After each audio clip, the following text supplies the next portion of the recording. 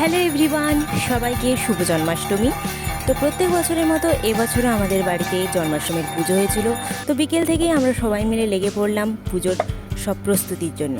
তো এখানে আমার দিদি আমাকে লুচি বেলে দিয়েছিল, তারপর আমাদের তালের বড়া তৈরি করা হয়েছিল। আর এই দেখো, এনারা বসে আছে সব টেস্ট করবে বলে আমাদের হাতের রান্না কেমন হয়েছে সেজন্য।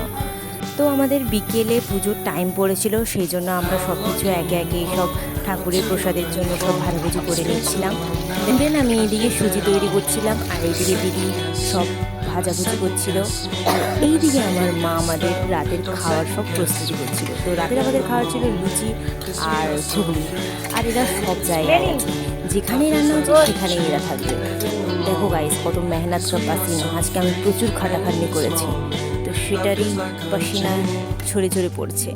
তো দেন আমাদের সুজি তৈরি হয়ে গেছে। দেন আমাদের ঠাকুরের কাছে সব ভোগ আমরা নিয়ে গেলাম। তারপর আমাদের পুজো স্টার্ট হলো।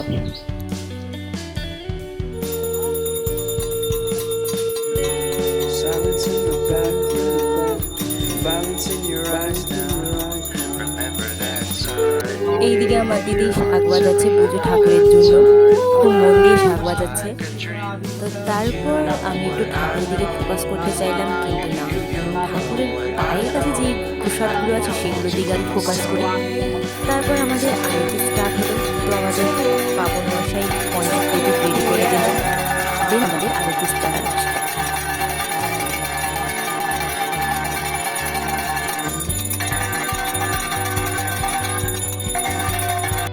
দেন আমাদের পুজো কমপ্লিট হয়ে গেল। আমরা সব প্রসাদগুলো বাড়িতে নিয়ে যাচ্ছি, প্রসাদ বাড়িতে নিয়ে চলে আসছি। তো আমরা এগুলো বয়ে নিয়ে যাচ্ছিলাম। দেন আমাদের খাবারের দিকে লুচি ভাজা হয়ে গেছিলো। তারপর আমরা স্টার্ট করলাম সব খাওয়া দাওয়া। সব প্রথমেই আগে তো আমরা নাড়ু ট্রাই করলাম। তো এরকমগুলোই খেয়ে আমার ডেটা এন্ড হয়েছিল। সবাইকে আবার শুভ জন্মাষ্টমী। ভালো লাগলে অবশ্যই লাইক দিন। টাটা।